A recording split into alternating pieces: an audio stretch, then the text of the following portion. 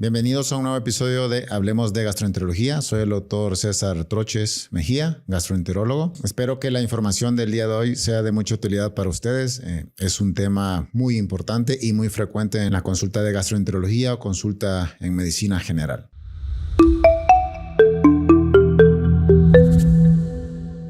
De las buenas noticias de esta semana es que anteriormente no teníamos cómo realizar un cultivo de la bacteria de Helicobacter pylori. Y vemos que algunos pacientes que han tenido incluso 2 o 3 tratamientos para tratar de erradicar aún persisten positiva. Y esta es una herramienta muy útil para poder tratar estos pacientes que son difíciles de erradicar debido a que hay una resistencia a los antibióticos por el uso inadecuado. Es muy importante ya que esta prueba no se realizaba anteriormente y a veces es muy difícil tratarlos. En el próximo mes se estarán realizando en algunos laboratorios aquí en Tegucigalpa, así que es una excelente noticia para todos los pacientes que tienen una bacteria de Helicobacter pylori. Ahora pasamos al tema del día.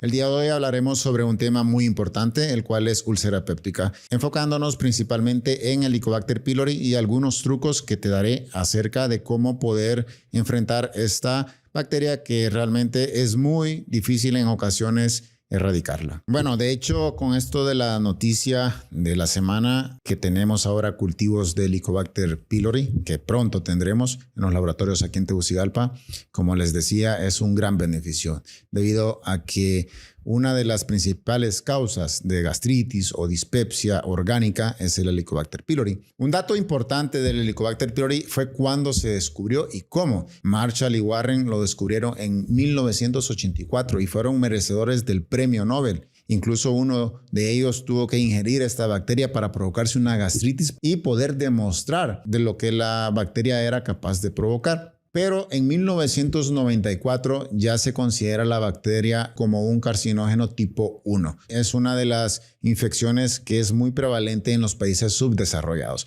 Sabemos que desde el 50% en la población general la puede tener. Es muy importante que cuando el paciente llega a la consulta darle la información adecuada, debido a que hay mucho temor o crea mucha ansiedad al momento de tener una infección de Helicobacter pylori. Principalmente debemos de informarle al paciente que conlleva tener una infección por Helicobacter pylori. Puede haberse infectado la persona incluso unos 20 años atrás y que la gran mayoría son asintomáticos y por eso hasta un 10% puede presentar síntomas en lo largo de la vida. El cáncer gástrico y el Helicobacter pylori hay una vinculación, pero sabemos que el porcentaje de este es muy pequeño, incluso solo 1 o 2% que tengan la infección por Helicobacter pylori se va o puede desarrollar un adenocarcinoma. Es una infección difícil de tratar, que incluso el número necesario a tratar son 14 pacientes para poder erradicar a uno.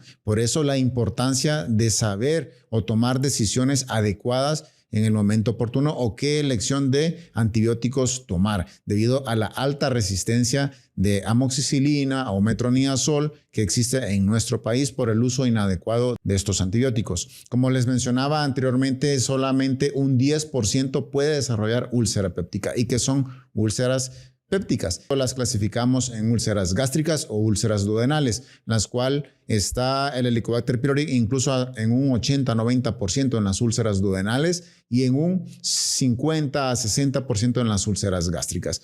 La gran mayoría de estas úlceras van a ser benignas. Entonces, los pacientes pueden presentar en el momento de la endoscopia algunos hallazgos y debemos diferenciar en lo que es una erosión o una úlcera, que esta se va a diferenciar en el tamaño y en la profundidad. Por ejemplo, las erosiones son aquellas menores de 5 milímetros donde solamente afecta lo que es la mucosa y la úlcera son aquellas mayores de 5 milímetros que está afectando incluso la submucosa. Cuando tenemos la presencia de Helicobacter pylori y otros factores agregados como el consumo de AINES o ácido acetil salicílico, incluso el tabaquismo u otros medicamentos, pueden provocar las úlceras pépticas que les he comentado.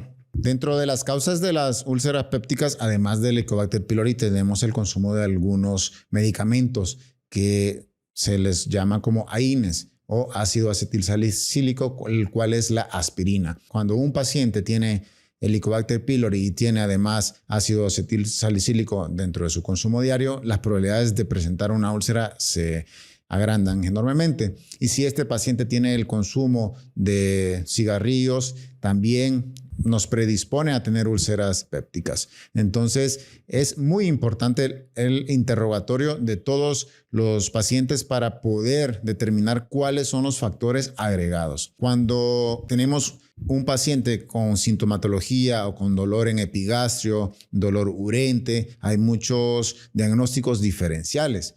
Entonces, clínicamente, el interrogatorio es muy importante. Por ejemplo, la úlcera gástrica puede el paciente presentar empeoramiento de sus síntomas al ingerir alimentos. Y la úlcera duodenal puede mejorar al consumo de leche o algunos alimentos momentáneamente de sus síntomas, pero estos van a regresar 2 a 4 horas posterior. Dentro de los diagnósticos diferenciales de la úlcera péptica, de hecho, son las enfermedades cardiovasculares. Es muy frecuente que el paciente acuda a una consulta por dolor abdominal en epigastrio y hay que interrogar si tiene factores de riesgo o no cardiovasculares, ya que puede estar presentando un infarto agudo de miocardio y nosotros dar algún tratamiento que vaya a detener lo que es un manejo oportuno de este evento cardiovascular. Hace poco estábamos hablando sobre dispepsia y hubo algunos comentarios si se da tratamiento a todas las infecciones del Helicobacter pylori o no. De hecho, yo estoy en acuerdo de sí darles tratamiento. Si se busca, hay que tratar esta bacteria para disminuir el riesgo de cáncer. Pero usualmente los pacientes llegan a la consulta con otra sintomatología que al momento de consumir los antibióticos hay alta probabilidad de que puedan suspender o no cumplir adecuadamente todo el tratamiento. Sabemos que se trata hasta 14 días. Y si el paciente al momento que te llega a la consulta presenta otros síntomas por otras razones, hay posibilidad de que no lo cumpla. Y eso nos va a crear problemas después, debido a que este paciente no se va a erradicar la bacteria, ya va a usar un tratamiento de primera línea y nos quedan pocas opciones para poder tratar. De hecho, es frecuente que lleguen a la consulta con 2 o 3 tratamientos y no se ha podido erradicar el Helicobacter pylori. Y aquí es donde entra la parte de lo que es el cultivo. Aquel paciente que ya tomó 2 tratamientos y no se ha logrado erradicar, es importante hacer una endoscopia, toma de biopsias para mandar a cultivar y buscar la sensibilidad de esta bacteria y así poder erradicarla. Es frecuente que los pacientes lleguen a la consulta con pruebas, incluso quieren adelantarse y ya llevan una prueba de Helicobacter pylori. Por ejemplo, las pruebas hechas en sangre, que son anticuerpos, estas no nos sirven para tomar decisiones en base a si vamos a dar un tratamiento o no. Por lo cual, tenemos que identificar qué pruebas nos sirven y cuáles no. Hay pruebas invasivas y no invasivas. Dentro de las pruebas no invasivas tenemos la prueba de aliento o antígeno de heces. Estas dos que les acabo de mencionar sí nos ayudan para diagnosticar y poder dar un tratamiento de erradicación del Helicobacter pylori. También tenemos pruebas invasivas, la cual es por vía endoscópica, en la cual se toman biopsias, se hace la prueba de ureasa en una muestra histológica o también si se observan en el momento los bacilos en el estudio histopatológico. Y podemos realizar lo que es el cultivo, que este es el más específico, teniendo una especificidad hasta el 100%. Es importante saber cómo tomar estas pruebas. Si vamos a hacer una prueba de aliento, tenemos que estar por lo menos 2 semanas sin el consumo de protectores gástricos, como se les llama comúnmente, y por lo menos 4 semanas sin tomar bismuto o antibióticos, debido a los falsos positivos que estas pueden presentar. Entonces, es importante saber qué manejo antibiótico tomar.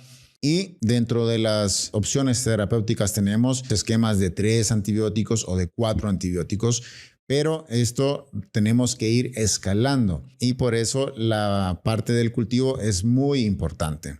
También es importante saber que menos del 10% pueden presentar alergias a la amoxicilina, a algunos antibióticos, por lo cual en estos tenemos que tener otras opciones o hacerle pruebas de alergia a amoxicilina para evitar alguna reacción adversa a estos antibióticos. Otro dato importante sobre la erradicación del Helicobacter pylori es que se ha visto que la supresión del ácido es muy importante. Las bacterias de Helicobacter pylori se replican en un pH de 6 a 8 y es en el momento indicado donde el antibiótico actúa para su erradicación. Hay algunos pacientes que son metabolizadores rápidos de algunos medicamentos como protectores gástricos. ¿A qué me refiero con metabolizadores rápidos? O sea que estos medicamentos no van a surgir o a hacer su efecto de la forma como uno lo desea. Los que se ha visto que no se metabolizan por esta vía son el esomeprazol y rabeprazol.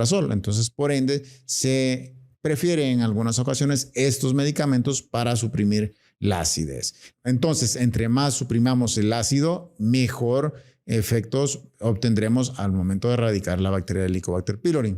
Hemos hablado sobre algunas pruebas invasivas y no invasivas. Dentro de las pruebas invasivas tenemos la endoscopia, aunque es por muestra histológica para que lo vea el patólogo. Cuando contamos con algunos endoscopios de buena calidad de imagen, podemos hacer uso de algunas técnicas de imagen para ver si predecimos o no que tenga Helicobacter pylori. Por ejemplo, se ha visto que cuando hay vénulas colectoras en la incisura y en la curvatura menor, eso tiene un valor predictivo negativo muy alto. ¿Qué significa esto? Que si vemos vénulas colectoras, la posibilidad de que haya Helicobacter pylori es muy baja. A diferencia cuando este patrón no existe o cuando no vemos las vénulas colectoras, hay alta probabilidad de que sí tengamos Helicobacter pylori. Y eso es una forma de predecir si lo encontraremos o no. También se han descrito otros patrones o hallazgos endoscópicos, por ejemplo, un patrón nodular, un patrón folicular. También podemos ver otros patrones como eritema parchado, con edema de la mucosa o también algunas petequias que en ocasiones se conoce como hemorragia subepitelial o incluso se puede ver como un patrón en mosaico agrietado. Estos son algunos hallazgos, aunque no son tan específicos, pero nos pueden predecir si este paciente pueda o no tener Helicobacter pylori. Pero siempre es importante tomar las biopsias adecuadas para poder llegar al diagnóstico y así tener una mejor clasificación. Se puede hacer una clasificación de Kyoto, que eso es de forma endoscópica, para poder predecir si tiene o no Helicobacter pylori estos pacientes. ¿Por qué es importante tratar o erradicar el Helicobacter pylori? Además de la asociación de Helicobacter pylori con cáncer gástrico, sabemos que este puede presentar otras complicaciones, como ser úlceras gástricas, como hemorragia gastrointestinal. También sabemos que puede desarrollar una estenosis, ya sea prepilórica, que provoque una obstrucción de la salida gástrica, por lo cual es importante darles tratamiento.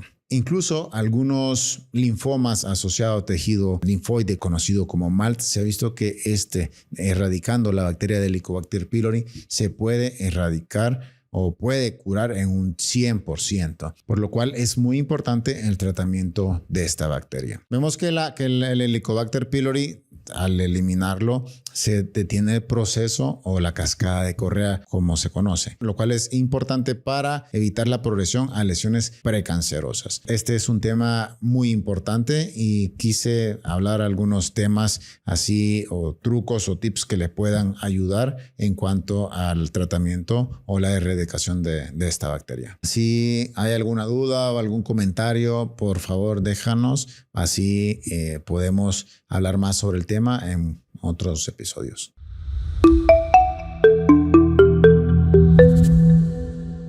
Ahora dedicaremos unos minutos para contestar las preguntas de la semana. Bueno, aquí estamos viendo algunas preguntas de la comunidad y es cómo se transmite la Helicobacter pylori. Y de hecho es una de las preguntas más frecuentes en la consulta. Cuando dicen, bueno, ¿y quién me infectó? ¿Fue mi esposo o mi novio que hace unos meses le detectaron el Helicobacter pylori? Sabemos bien que la transmisión inicial o principal es fecal oral, o sea que consumimos alimentos con mal preparación o mal higiene. También se puede transmitir oral, pero es menos probable y aún no está bien estudiado. Así que no está del todo definido si por un beso se puede transmitir la bacteria Helicobacter pylori, pero no está de más que en tu casa, si alguien es diagnosticado, hacerle la prueba a los de la familia para ver si la tienen o no. ¿Son efectivos los tratamientos que vienen únicamente por 10 días? ¿En qué paciente usarlos y si es que se puede? Es una pregunta importante debido a que se ha visto que la resistencia de la bacteria Helicobacter pylori es muy alta a los antibióticos, por lo cual se recomienda tratamientos de 14 días. Y de hecho, las casas farmacéuticas, la gran mayoría venden los tratamientos de primera elección solo por 10 días. Estos deben de tomarse por 14 días para poder erradicar la bacteria y no tener que después dar de nuevo otro tratamiento. O sea, que si un paciente compra una caja de 10 días, es necesario comprar 2 para completar los 14 días. Hay otra pregunta acerca de qué prueba realizarse después de recibir el tratamiento de erradicación. Se recomienda la prueba de aliento de Helicobacter pylori o también el antígeno en heces, pero cabe mencionar que la prueba de aliento en algunas ocasiones puede salir positiva y estos se conocen como falsos positivos porque hay otras bacterias del estómago que pueden hacer que esta prueba salga positivo, por lo cual una prueba de aliento positiva no significa que tengas Helicobacter pylori. Hay que corroborar si realmente la tienes o no la tienes la infección. Se recomienda hacerla un mes después de haber terminado el tratamiento. Gracias por acompañarme y recuerda seguirme en todas mis redes sociales. Si esta información le sirve a algún familiar, algún amigo o un ser querido, no olvides compartirlo. Nos vemos en el siguiente episodio.